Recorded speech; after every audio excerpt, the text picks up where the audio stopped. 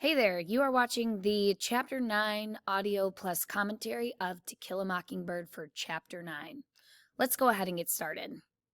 As in past recordings, we are going to use this document to keep track of important instances throughout Chapter 9. Now, I do want to mention that very early on in the chapter, Scout uses the N-word, and the reason she does is because some boy at school has just used it and used the slur somewhat in reference to Atticus. And this is because Atticus is about to defend a black man in an upcoming court case. Now, Scout doesn't clearly have an understanding of the hatred behind the word, and clearly in the casualness with which she says the word, we can tell that she's not saying it with malice. She's more so saying it out of ignorance, and Atticus corrects her when it comes to this. However, it is important to note that the casualness with which she does use the word conveys how deeply engraved this slur and racism is within the town of Maycomb. So as we're reading this, pay attention to what Atticus says to Scout and how he's trying to show her that this word is not appropriate for her to use. Another just quick note about language, Atticus, we've seen him throughout the story, does use the word Negro, and this during the 1930s was seen as more appropriate. Nowadays, and as we've talked about in class, using the word Negro to refer to a black person is not seen as appropriate. Same thing with the word colored as well. So when we discuss the story in class, anytime we need to bring up race, we talked about using black person, white person in reference to somebody's race. All right, let's go ahead and get into reading chapter 9. You can just take that back, boy. This order, given by me to Cecil Jacobs, was the beginning of a rather thin time for Jem and me. My fists were clenched and I was ready to let fly. Atticus had promised me he would wear me out if he ever heard of me fighting any more. I was far too old and too big for such childish things, and the sooner I learned to hold in, the better off everybody would be. I soon forgot.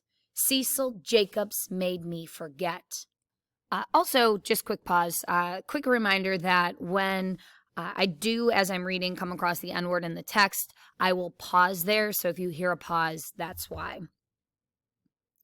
He had announced in the schoolyard the day before that Scout Finch's daddy defended. I denied it, but told Jem, "What did he mean by saying that?" I asked. "Nothing," Jem said. "Ask Atticus. He'll tell you." "Do you defend Atticus?" I asked him that evening. "Of course I do." "Don't say Scout. That's common." "It's what everybody at school says. From now on, it'll be everybody less one." "Well, if you don't want me to grow up talking that way, why do you send me to school?" My father looked at me mildly, amusement in his eyes. Despite our compromise, my campaign to avoid school had continued in one form or another since my first day's dose of it. The beginning of last September had brought on sinking spells, dizziness, and mild gastric complaints. I went so far as to pay a nickel for the privilege of rubbing my head against the head of Miss Rachel's cook's son, who was afflicted with a tremendous ringworm. It didn't take. But I was worrying another bone. Do all lawyers defend Negroes, Atticus? Of course they do, Scout. Then why did Cecil say you defended? He made it sound like you were running a still. Atticus sighed. I'm simply defending a Negro. His name's Tom Robinson. He lives in that little settlement beyond the town dump. He's a member of Calpurnia's church, and Cal knows his family well. She says they're clean-living folks. Scout, you aren't old enough to understand some things yet, but there's been some high talk around town to the effect that I shouldn't do much about defending this man. It's a peculiar case. It won't come to trial until summer session. John Taylor was kind enough to give us a postponement. If you shouldn't be defending him, then why are you doing it? For a number of reasons, said Atticus. The main one is, if I didn't, I couldn't hold up my head in town. I couldn't represent this country in the legislature, and I couldn't even tell you or Jem not to do something again. You mean you didn't defend that man, Jem and me wouldn't have to mind you any more? That's about right. Why? Because I could never ask you to mind me again. Scout, simply by the nature of the work, every lawyer gets at least one case in his lifetime that affects him personally. This one's mine, I guess. You might hear some ugly talk about it at school, but do one thing for me if you will. You just hold your head high and keep those fists down. No matter what anybody says to you, don't you let them get your goat. Try fighting with your head for a change. It's a good one, even if it does resist learning. Atticus, are we gonna win it? No, honey. Then why? Simply because we're licked 100 years before we started is no reason for us not to try to win, Atticus said. So far in this chapter, Atticus is trying to teach Scout a number of lessons. So here he's talking about the trial and about how he's defending a black man and how many people in the town are going to give Scout and Jem a hard time about this, and that they just need to learn to keep their head down and keep their fists down and to not be responding in the way that Scout responded to Cecil with trying to beat the crap out of him. Now, we also see here that Atticus also says that he does not think they have a chance to win this court case.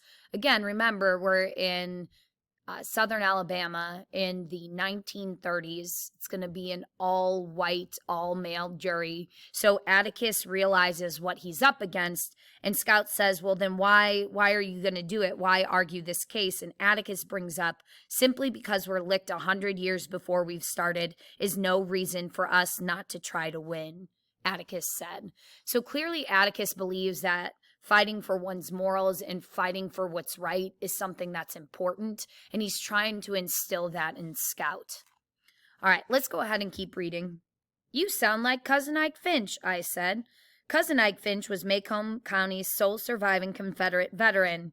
He wore a General Hood-type beard, of which he was inordinately vain.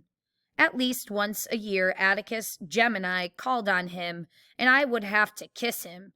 It was horrible. Jem and I would listen respectfully to Atticus and Cousin Ike rehash the war. Tell you, Atticus, Cousin Ike would say, the Missouri Compromise was what licked us, but if I had to go through it again, I'd walk every step of the way there and every step back just like I did before, and furthermore, we'd whip 'em this time. Now, in 1864, when Stonewall Jackson came around by, I beg your pardon, young folks. Old Blue Light was in heaven then. God rest his saintly brow. So basically, Cousin Ike served in the war and was fighting on the side of the Confederacy, and he has all these war stories, and he's reflecting on war times. Come here, Scout, said Atticus. I crawled into his lap and tucked my head under his chin. He put his arms around me and rocked me gently. It's different this time, he said. This time, we aren't fighting the Yankees. We're fighting our friends. But remember this, no matter how bitter things get, they're still our friends, and this is still our home. With this in mind, I faced Cecil Jacobs in the schoolyard the next day. You gonna take that back, boy? You gotta make me first, he yelled. My folks said your daddy was a disgrace, and that ought to hang from the water tank. I drew a bead on him, remembered what Atticus had said, then dropped my fist and walked away. Scout's a coward, ringing in my ears. It was the first time I ever walked away from a fight. Somehow, if I fought Cecil, I would let Atticus down. Atticus so rarely asked Jem and me to do something for him. I could take being called a coward for him. I felt extremely noble for having remembered and remained noble for 3 weeks. Then Christmas came and disaster struck. So here we're seeing that Scout is taking Atticus's advice and that she is actually trying to follow through and not beat up everybody who insults her or insults Atticus. And she's proud of herself for doing a good job of this. Another quick thing to point out is, again, Atticus is so open-minded, and sometimes we should question whether maybe he gives a little bit too much grace to the townspeople, because he says, but remember this, no matter how bitter things get, they're still our friends, and this is still our home. So they're saying all of these awful things about Atticus because they don't think he should be defending a black man in court. And they're saying nasty things to his children, and Atticus is saying, like, no, we still need to remember that they're our friends. However, clearly their moral codes aren't in line. All right, we're going to go ahead and see what happens at Christmas that causes Scout to break her promise with Atticus. Jem and I viewed Christmas with mixed feelings. The good side was the tree and Uncle Jack Finch. Every Christmas Eve day, we met Uncle Jack at Macomb Junction, and he would spend a week with us. A flip of the coin revealed the uncompromising lineaments of Aunt Alexandra and Francis. I suppose I should include Uncle Jimmy, Aunt Alexandra's husband, but as he never spoke a word to me in my life except to say, "Get off the fence," once, I never saw any reason to take notice of him. Neither did Aunt Alexandra. Long ago, in a burst of friendliness, Auntie and Uncle Jimmy produced a son named Henry, who left home as soon as he was humanly possible. He married and produced Francis. Henry and his wife deposited Francis at his grandparents' every Christmas, then pursued their own pleasures. No amount of sighing could induce Atticus to let us spend Christmas Day at home. We went to Finch's Landing every Christmas in my memory. The fact that Auntie was a good cook was some compensation for being forced to spend a religious holiday with Francis Hancock. He was a year older than I, and I avoided him on principle.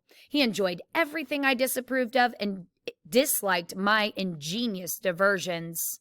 Aunt Alexandra was Atticus's sister, but when Jem told me about changelings and siblings, I decided that she had been swapped at birth, that my grandparents had perhaps received a Crawford instead of a Finch.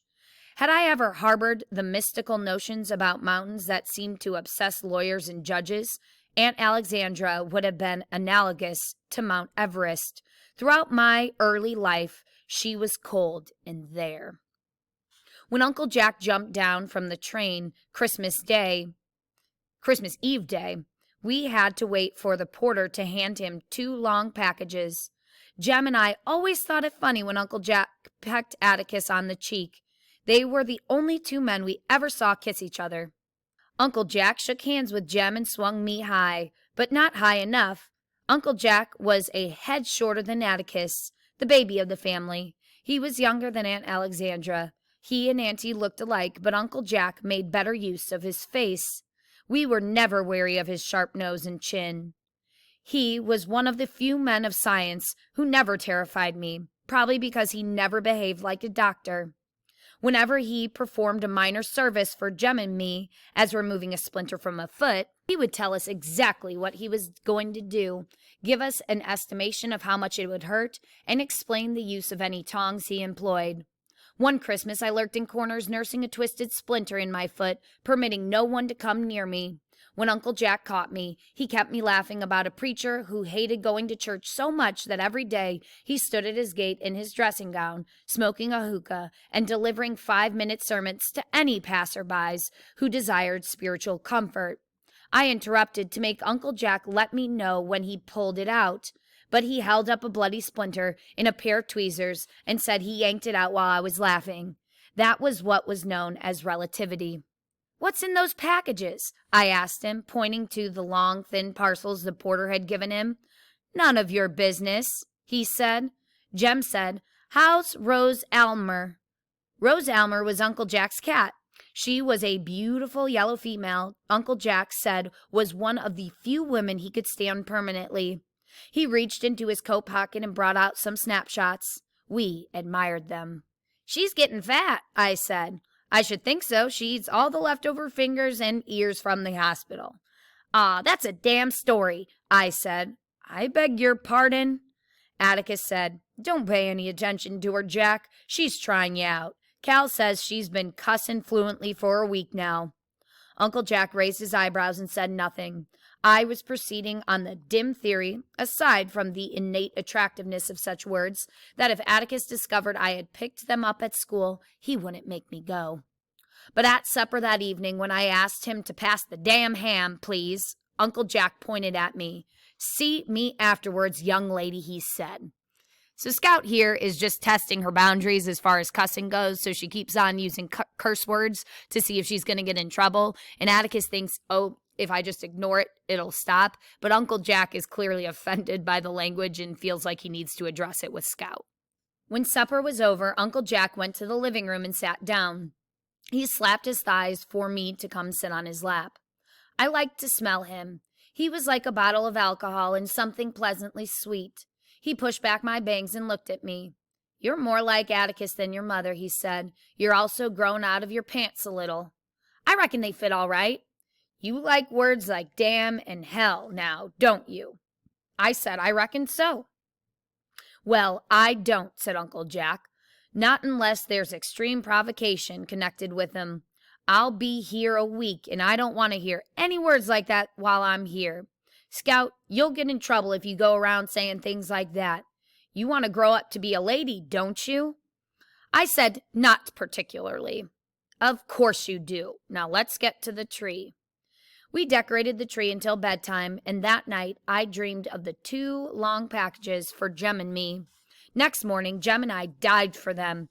They were from Atticus, who had written Uncle Jack to get them for us, and they were what we had asked for. Don't point them in the house," said Atticus, when Jem aimed at a picture on the wall. "You'll have to teach him how to shoot," said Uncle Jack. "That's your job," said Atticus. "I merely bowed to the inevitable." It took Atticus's courtroom voice to drag us away from the tree. He declined to let us take our air rifles to the landing. I had already begun to think of shooting Francis, and said if we made one false move, he'd take them away from us for good. Finch's Landing consisted of 360 steps down a high bluff and ending in a jetty. Farther down the stream, beyond the bluff, were traces of an old cotton landing where Finch Negroes had loaded bales and produce, unloaded blocks of ice, flour and sugar, farm equipment, and feminine apparel. A 2-rut road ran from the riverside and vanished among dark trees. At the end of the road was a 2-storied white house with porches circling its upstairs and downstairs. In his old age, our ancestor Simon Finch had built it to please his nagging wife, but with the porches all resemblance to ordinary houses of its era ended. The internal arrangements of the Finch house were indicative of Simon's guilelessness and the absolute trust with which he regarded his offspring. There were 6 bedrooms upstairs, 4 for the 8 female children and 1 for Welcome Finch, the sole son, and 1 for visiting relatives. Simple enough, but the daughters' rooms could be reached only by 1 staircase, Welcome's room and the guest room only by another. The daughter's staircase was in the ground floor bedroom of their parents, so Simon always knew the hours of his daughter's nocturnal comings and goings. There was a kitchen separate from the rest of the house, tacked on it by a wooden catwalk. In the backyard was a rusty bell on a pole, used to summon field hands or as a distress signal. A widow's walk was on the roof, but no widows walked there. From it, Simon oversaw his overseer, watched the riverboats, and gazed into the lives of surrounding landowners. There went with the house the usual legend about the Yankees. One Finch female recently engaged donned her complete trousseau to save it from raiders in the neighborhood. She became stuck in the door to the daughter's staircase, but was doused with water and finally pushed through. When we arrived at the landing, Aunt Alexandra kissed Uncle Jack. Francis kissed Uncle Jack. Uncle Jimmy shook hands silently with Uncle Jack. Jem and I gave our presents to Francis, who gave us a present. Jem felt his age and gravitated to the adults, leaving me to entertain our cousin. Francis was 8 and slicked back his hair. "What'd you get for Christmas?" I asked politely. "Just what I asked for," he said. Francis had requested a pair of knee pants, a red leather booksack, 5 shirts, and a untied bow tie. "That's nice," I lied. "Jem and me got air rifles, and Jem got a chemistry set." "A toy one, I reckon." "No, a real one. He's going to make me some invisible ink, and I'm going to write to Dill in it." Francis asked what was the use of that. "Well, can't you just see his face when he gets a letter from me with nothing in it? It'll drive him nuts." Talking to Francis gave me the sensation of settling slowly to the bottom of the ocean. He was the most boring child I ever met.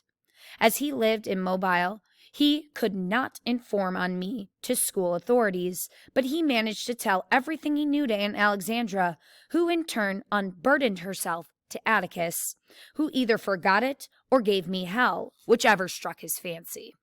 But the only time I ever heard Atticus speak sharply to anyone was when I once heard him say, "Sister, I do the best I can with them." It had something to do with my going around in overalls. Aunt Alexandra was fanatical on the subject of my attire. I could not possibly hope to be a lady if I wore breeches. When I said I could do nothing in a dress, she said I wasn't supposed to be doing things that required pants. Aunt Alexandra's vision of my deportment involved playing with small stoves, tea sets, and wearing the Atta-pearl necklace she gave me when I was born. Furthermore, I should be a ray of sunshine in my father's lonely life. I suggested that one could be a ray of sunshine in pants just as well, but Auntie said that one had to behave like a sunbeam, that I was born good but had grown progressively worse every year. She hurt my feelings and set my teeth permanently on edge, but when I asked Atticus about it, he said there were already enough Sunbeams in the family, and to go on about my business, he didn't mind me much the way I was. So here we see Aunt Alexandra has a very fixed mindset when it comes to how women should behave and young ladies should behave. And this is not the mindset that Atticus has. So he's totally cool with Scout being a tomboy and wearing jeans and overalls. And Aunt Alexandra, every time she sees Scout, comments on what she wears. All right, hopping back in. At Christmas dinner, I sat at the little table in the dining room. Jem and Frances sat with the adults at the dining table. Auntie had continued to isolate me long after Jem and Frances graduated to the big table. I often wondered what she thought I'd do, get up and throw something? I sometimes thought of asking her if she would let me sit at the table with the rest of them just once. I would prove to her how civilized I could be. After all, I ate at home every day with no major mishaps. When I begged Atticus to use his influence, he said he had none. We were guests, and we sat where she told us to sit. He also said Aunt Alexandra didn't understand girls much. She never had one. But her cooking made up for everything. 3 kinds of meat, summer vegetables from her pantry shelves, peach pickles, 2 kinds of cake, and ambrosia constituted a modest Christmas dinner. Afterwards, the adults made for the living room and sat around in a dazed condition. Jem lay on the floor, and I went to the backyard. "Put on your coat," said Atticus dreamily. So I didn't hear him. Frances sat beside me on the back steps. "That was the best yet," I said. "Grandma's a wonderful cook," said Frances. "She's going to teach me how." "Boys don't cook," I giggled at the thought of Jem in an apron. "Grandma says all men should learn to cook, that men ought to be careful with their wives and wait on 'em when they don't feel good," said my cousin. "I don't want Dill waiting on me," I said. "I'd rather wait on him." "Dill?" "Yeah. Don't say anything about it yet, but we're going to get married as soon as we're big enough. He asked me last summer." Frances hooted. "What's the matter with him?" I asked. "Ain't anything the matter with him." "You mean that little runt Grandma says stays with Miss Rachel every summer?" "That's exactly who I mean." "I know all about him," said Frances. "What about him?" "Grandma says he hasn't got a home." "He has too. He lives in Meridian. He just gets passed around from relative to relative, and Miss Rachel keeps him every summer." "Frances, that's not so." Frances grinned at me. "You're mighty dumb sometimes, Jean Louise. Guess you don't know any better, though." "What do you mean?" If Uncle Atticus lets you run around with stray dogs, that's his own business, like Grandma says, so it ain't your fault. I guess it ain't your fault if Uncle Atticus is a lover besides, but I'm here to tell you it certainly does mortify the rest of the family. So quick pause here. Frances first, we learned something about Dill, that he kind of gets passed around from family member to family member. Most likely he's getting this from his Aunt Alexandra, and so it probably is somewhat true, and he is like referencing Dill as a stray dog, and now he's bringing up the fact that Atticus is defending a black man in court and how it's disgracing the family. So, Scout isn't going to take kindly to this. "Frances, what the hell do you mean?" "Just what I said. Grandma says it's bad enough he lets you run wild, but now he's turned out a Lover will never be able to walk the streets of Maycomb again. He's running the family, that's what he's doing." Francis rose and sprinted down the catwalk to the old kitchen. At a safe distance, he called, "He's nothing but a lover." "He is not," I roared. "I don't know what you're talking about, but you better cut it out this red-hot minute." I leaped off the steps and ran down the catwalk. It was easy to collar Francis. I said, "Take it back quick." Francis jerked loose and sped into the old kitchen.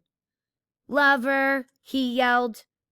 When stalking one's prey, it's best to take one's time, say nothing, and as sure as eggs he will become curious and emerge. Francis appeared at the kitchen door. "You still mad, Jean Louise?" he asked tentatively. "To speak of," I said. Francis came out on the catwalk. "You gonna take it back, Francis?" But I was too quick on the draw. Francis shot back into the kitchen, so I retired to the steps. I could wait patiently. I had sat there perhaps 5 minutes when I heard Aunt Alexandra speak. "Where's Francis?" "He's out yonder in the kitchen. He knows he's not supposed to play in there." Francis came to the door and yelled, "Grandma, she's got me in here, and she won't let me out." "What is all this, Jean Louise?" I looked up at Aunt Alexandra. "I haven't got him in there, Auntie. I ain't holding him." "Yes, she is," shouted Francis. "She won't let me out." "Have you all been fussing?" "Jean Louise got mad at me, Grandma," called Francis. "Francis, come out of there. Jean Louise, if I hear another word out of you, I'll tell your father. Did I hear you say hell a while ago?" "No'm, I thought I did. I'd better not hear it again." And Alexandra was a back porch listener. The moment she was out of sight, Francis came out, head up and grinning. "Don't you fool me," he said. He jumped into the yard and kept his distance, kicking tufts of grass, turning around occasionally to smile at me. Jem appeared on the porch, looked at us, and went away. Francis climbed the mimosa tree, came down, put his hand in his pockets, and strolled around the yard. "Ha!" he said. I asked him who he thought he was. Uncle Jack? Francis said he reckoned I got told, for me to just sit there and leave him alone. "I ain't bothering you," I said. Francis looked at me carefully, concluded that I had been sufficiently subdued, and crooned softly, "Lover." This time I split my knuckle to the bone on his front teeth. My left impaired, I sailed in with my right, but not for long. Uncle Jack pinned my arm to my sides and said, "Stand still." Aunt Alexandra ministered to Francis, wiping his tears away with her handkerchief, rubbing his hair, patting his cheek. Atticus, Jem, and Uncle Jimmy had come to the back porch when Francis started yelling. "Who started this?" said Uncle Jack. Francis and I pointed at each other. "Grandma," he bawled, "she called me a whore lady and jumped on me." "Is that true, Scout?" said Uncle Jack. "I reckon so." When Uncle Jack looked down at me, his features were like Aunt Alexandra's. "You know I told you you'd get in trouble if you used words like that. I told you, didn't I?" "Yes, sir, but—" "Well, you're in trouble now. Stay there." I was debating whether to stand there or run, and tarried in indecision a moment too long. I turned to flee, but Uncle Jack was quicker. I found myself suddenly looking at a tiny ant struggling with a breadcrumb in the grass. "I'll never speak to you again as long as I live. I hate you and despise you and hope you die tomorrow." A statement that seemed to encourage Uncle Jack more than anything. I ran to Atticus for comfort, but he said I had it coming and it was high time we went home. So basically, Jack gives Scout a spanking here. I climbed into the back seat of the car without saying goodbye to anyone, and at home I ran to my room and slammed the door. Jem tried to say something nice, but I wouldn't let him. When I surveyed the damage, there were only 7 or 8 red marks, and I was reflecting upon relatively when someone knocked on the door. I asked who it was. Uncle Jack answered. "Go away." Uncle Jack said if I talked like that, he'd lick me again, so I was quiet. When he entered the room, I retreated to a corner and turned my back on him. "Scout, he said. "Do you still hate me? Go on, please, sir." "Why, I didn't think you'd hold it against me," he said. "I'm disappointed in you. You had that coming, and you know it." "Didn't either." "Honey, you can't go around calling people—" "You ain't fair," I said. "You ain't fair." Uncle Jack's eyebrows went up. "Not fair? How not?" "You're real nice, Uncle Jack, and I reckon I love you, even after what you did, but you don't understand children much." Uncle Jack put his hands on his hips and looked down at me. "And why do I not understand children, Miss Jean Louise? Such conduct as yours required a little understanding. It was obstreperous, disorderly, and abusive." "You going to give me a chance to tell you? I don't mean to sass you. I'm just trying to tell you." Uncle Jack sat down on the bed. His eyebrows came together and he peered up at me from under them. "Proceed," he said. I took a deep breath. "Well, in the first place, you never stopped to give me a chance to tell you my side of it. You just lit right into me. When Jem and I fuss, Atticus doesn't ever listen to just Jem's side of it. He hears mine too. In the second place, you told me never to use words like that except in extreme provocation, and Francis provocated me enough to knock his block off." Uncle Jack scratched his head. "What was your side of it, Scout?" "Francis called Atticus something, and I wasn't about to take it off him." "What did Francis call him?" Lover. I ain't very sure what it means, but the way Francis said it, tell you one thing right now, Uncle Jack. I swear before God, if I'll sit there and let him say something about Atticus." "He called Atticus that?" "Yes, sir, he did, and a lot more. Said Atticus has been the ruination of the family, and he let Jem and me run wild." From the look on Uncle Jack's face, I thought I was in for it again, when he said, "We'll see about this." I knew Francis was in for it. "I've a good mind to go out there tonight." "Please, sir, just let it go, please." "I have no intention of letting it go," he said. "Alexandra should know about this. The idea of— Wait till I get my hands on that boy." "Uncle Jack, please, promise me something. Please, sir, promise you won't tell Atticus about this. He asked me one time not to let anything I heard about him make me mad, and I'd rather him think we were fighting about something else instead. Please, promise." "I don't like the idea of Francis getting away with something like that." "He didn't." "You reckon you could tie up my hand? It's still bleeding some." "Of course I will, baby. I know of no hand I would be more delighted to tie up. Will you come this way?" Uncle Jack gallantly bowed me to the bathroom. While he cleaned the bandages my knuckles, he entertained me with a tale about a funny nearsighted old gentleman who had a cat named Hodge, and who counted all the cracks in the sidewalk when he went to town. "There now," he said, "you'll have a very unladylike scar on your wedding ring finger." "Thank you, sir." "Uncle Jack." "Ma'am?" "What's a whore lady?" Uncle Jack plugged into another long tale about an old prime minister who sat in the House of Commons and blew feathers in the air and tried to keep them there when all about him men were losing their heads. I guess he was trying to answer my question, but he made no sense whatsoever. Later, when I was supposed to be in bed, I went down the hall for a drink of water and heard Atticus and Uncle Jack in the living room.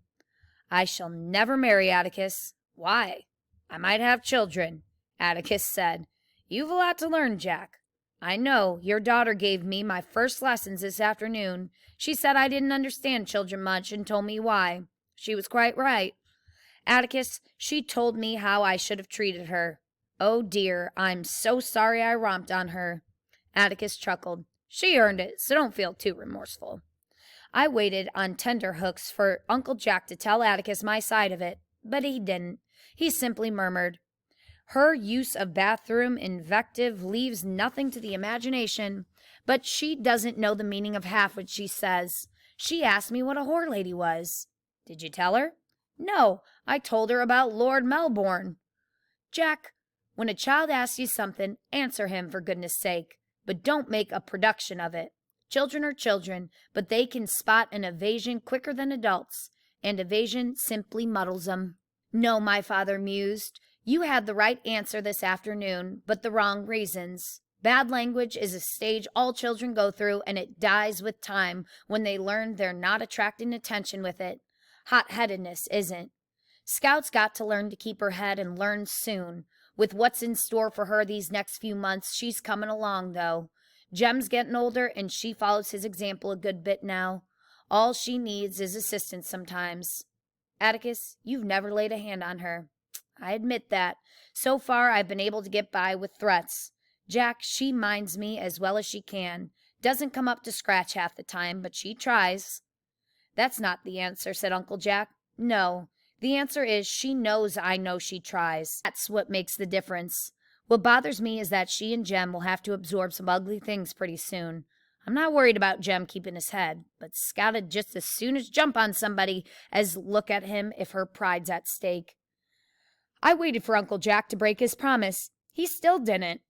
Atticus, how bad is it going to be? You haven't had too much a chance to discuss it. It couldn't be worse, Jack.